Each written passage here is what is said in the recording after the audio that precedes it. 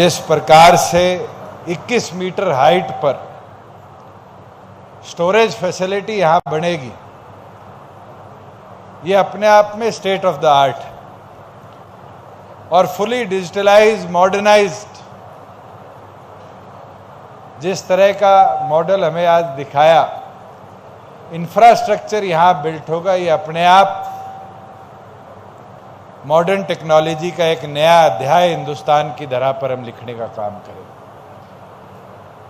मैं एक चीज जरूर आज कहना भी चाहूँगा कि जहां हम स्टोरेज फैसिलिटी यहाँ पर बना रहे हैं, मैं फ्लिपकार्ट की टीम से आग्रह भी करूँगा। जब मुझे अमेरिका पढ़ने का मौका मिला तो हमने वॉलमार्ट, कॉस्को, ये बड़े बड़े ग्रोसरी स्टोर्स देखे। धीरे धीरे इन स्टोर्स को हम डिजिटलाइज कर चुके, मगर आज भी कस्टमर को जो वॉक इन एक्सपीरियंस चाहिए वो डिमांड अभी भी लोग केटर कर पा रहे हैं और वो डिमांड शायद पूरी डिजिटलाइजेशन के होने के बाद भी ख़त्म नहीं हो पाएगी। तो मेरा एक निवेदन है, मैं जब आपका ये नक्शा देख रहा था कि 4 बहुत बड़े वेयर हाउसेज बनेंगे, सेफ एक्सप्रेस बनेगा, आपका R&R का एरिया होगा, अगर इसमें अकोमोडेट कर पाए तो गुड़गांव, मानेसर, झज्जर, फारूक नगर, इस सब की एक डिमांड है कि उस तरह का बड़ा विशाल एक वॉक इन एक्सपीरियंस मार्केट का भी, क्योंकि मुझे याद है मुझे इलेक्ट्रॉनिक्स लेनी होती थी बेस्ट बाय जाता था, ग्रॉसरी लेनी होती थी तो सेफ वे जाता था, और अगर सब कुछ का मिश्रण चाहिए होता था वॉलमार्ट जाता था, और जो थोक में लेना होता था कॉस्को जाता था। आज भी इंडिया मिस कर रहा है और नॉर्थ इंडिया खास तौर पर मिस कर रहा है कि इस तरह का एक सेंटर एक्सपीरियंस कहीं दे पाए। और मैं चाहूँगा कि अगर आप इनेबल कर पाए, क्योंकि स्टोरेज होगी, सारी फैसिलिटी आपके यहाँ पर होगी, अगर वो एक चीज़ ऐड हो पाए तो मुझे लगता है कि आने वाले समय में एक बहुत बड़ा मार्केट सपोर्ट सिस्टम भी पातड़ी की इस पावन धरा से आप पैदा कर पाएंगे। और मुझे लगता है वॉक इन एक्सपीरियंस जो कंज्यूमर का होगा उसको आप दे पाए। दूसरी चीज़, जहाँ आपने सीएम साहब की बात को रखा, सेल्फ हेल्प ग्रुप्स का, हरियाणा में हमने 16,000 से 40,000 सेल्फ हेल्प ग्रुप्स बना दिए और आज क्रोएशिया की डॉल से लेकर खाने की प्रोडक्ट्स, आपके हाउस होल्ड आइटम्स, आपके हैंडलूम्स के आइटम्स, ड्रेसेस, इतना कुछ हमारी महिलाएं आज बना रही हैं। और हम चाहेंगे कि उसको और ज़्यादा लाइवलीहुड मिशन के साथ, खादी बोर्ड के साथ आप लोग MOUs कर कर जोड़िए कि कैसे उन कंज्यूमर्स की जो डिमांड है और प्रोडक्ट्स जो हमारे सेल्फ हेल्प ग्रुप्स बनाते हैं उसकी ब्रांडिंग फ्लिपकार्ट करने में मदद कर।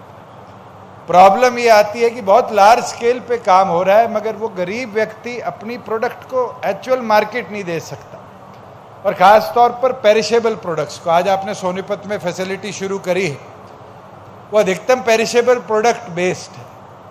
और अगर किसान को पेरिशेबल, और गरीब जो हमारे सेल्फ हेल्प ग्रुप्स में महिलाएं हैं उनको पेरिशेबल प्रोडक्ट्स को असली मार्केट तक पहुंचाने का एक वेंचर मिल जाए तो मुझे लगता है कि वो जो ग्लास सीलिंग ब्रेकिंग है वो हम अचीव कर पाएंगे। इसमें हरियाणा सरकार से आपको जो सहयोग चाहिए होगा उसके लिए हमारी पूरी इंडस्ट्री की भी, लाइवलीहुड मिशन की टीम भी आपके सहयोग में साथ रहेगी।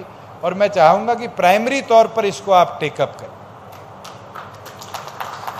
दूसरी चीज जो एक सुझाव के तौर पे आज दे सकता हूं कि जब आपकी फैसिलिटी शुरू हो तो आपको स्किल्ड मैन पावर मिले। आप गुड़गांव से आ रहे थे तो एक बहुत बड़ा इंडस्ट्रियल ट्रेनिंग इंस्टीट्यूट और ITI पॉलिटेक्निक मारुति के और सहयोग से अलग अलग ऐसी कॉरपोरेशन में हम मानेसर में चला रहे हैं। ऐसे ही थोड़ी दूर झज्जर के अंदर फुटवेयर इंडस्ट्री का एक बहुत बड़ा ऐसा इंस्टीट्यूट चल रहा है। हरियाणा में छोटे छोटे गांव में भी ITIs हमने बनाए हुए और स्किल डेवलपमेंट डिपार्टमेंट से उसको निरंतर आगे हम बढ़ाने का काम कर रहे हैं। मैं चाहूँगा कि फ्लिपकार्ट आज इसको टेकअप कर ले, क्योंकि एक आपकी भी समस्या है कि क्वालिटी पैकर्स आपको नहीं मिल रहे, क्वालिटी डिलीवरर्स आपको नहीं मिल रहे।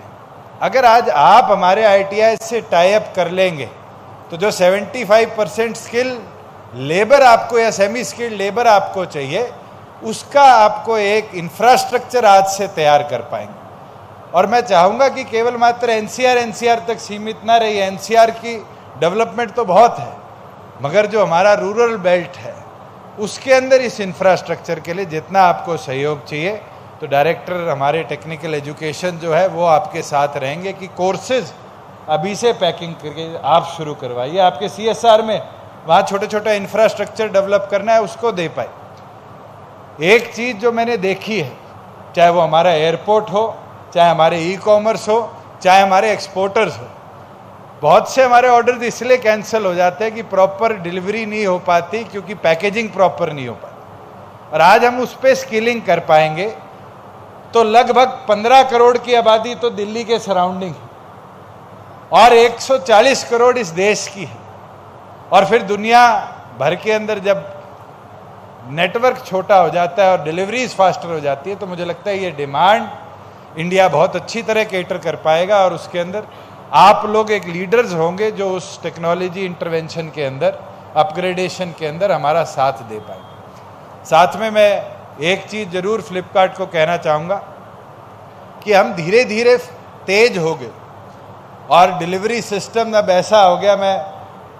मेरी मदर एक दिन मेरे से साझा कर रही थी, वो डवाली के एक गाँव में गई तो एक बुजुर्ग औरत 70-72 साल की टेंशन में कि बेटा एक आदमी मोटरसाइकिल पे आता है और बहू को डब्बा दे जाता है और 2 दिन बाद आता है डब्बा ले जाता है। तो धीरे धीरे जब वो घर में पूछा गया कि क्या आता है, तो कहते हैं जी हमारे यहाँ तो मेकअप का सामान, कपड़े आज गांव तक डिलीवर होने लगे। मुझे लगता है इसको और बेहतर बनाने की ज़रूरत है। जिस तरह आप सेम डे डिलीवरी आज गुड़गांव में, दिल्ली में, नोएडा में, गाजियाबाद में कर रहे हैं, जब आप 7 स्टेटों का, नॉर्थ इंडिया का एक हब क्लस्टर यहाँ बना रहे हैं, तो हमारे जो रूरल डिस्ट्रिक्ट्स हैं एटलीस्ट वहाँ पर सब सेंटर्स अपने ज़रूर बनाने का काम करिए।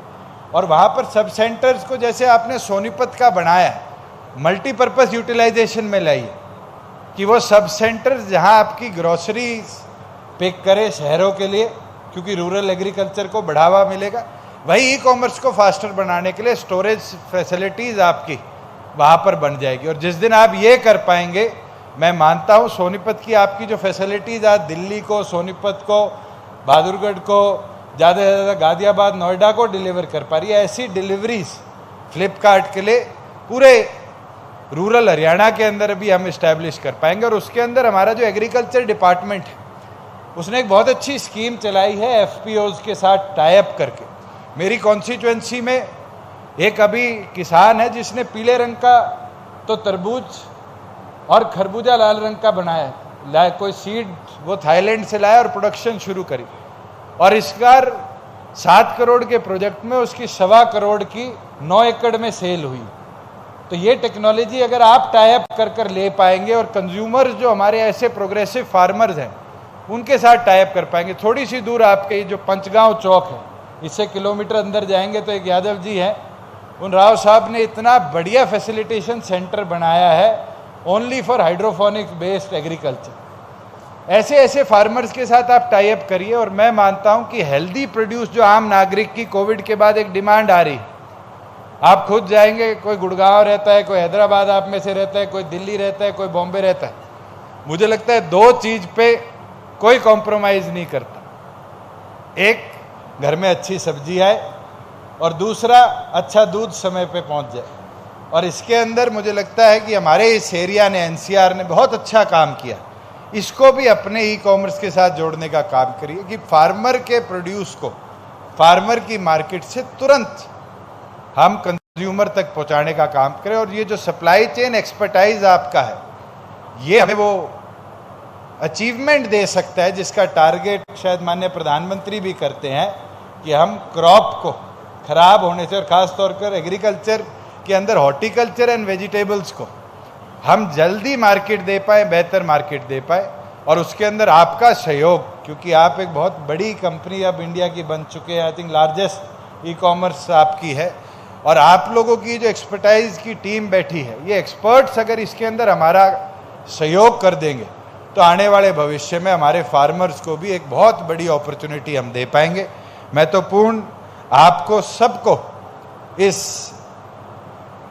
मेरे ख्याल से बिगेस्ट, लार्जेस्ट एंड मॉडर्नेस्ट जो हमारा सेंटर आज यहाँ हमने नींव पत्थर जिसका रखा है, फाउंडेशन जिसकी ले डाउन करी है, इसकी शुभकामनाएं देता हूँ। और मैं उम्मीद करता हूँ कि फ्लिपकार्ट और गवर्नमेंट ऑफ हरियाणा इसी तरह 1 प्रोजेक्ट, 2 प्रोजेक्ट, 7 प्रोजेक्ट से लेकर आने वाले भविष्य में प्रत्येक जिले में ऐसे इंफ्रास्ट्रक्चर ई कॉमर्स के डेवलप कर दे, जिससे हमारे कंज्यूमर को भी और हमारे प्रोड्यूसर को भी हम और बेहतरीन तरीके से फैसिलिटेट कर पाए। आप सबको पूर्ण बहुत बहुत बधाई। जय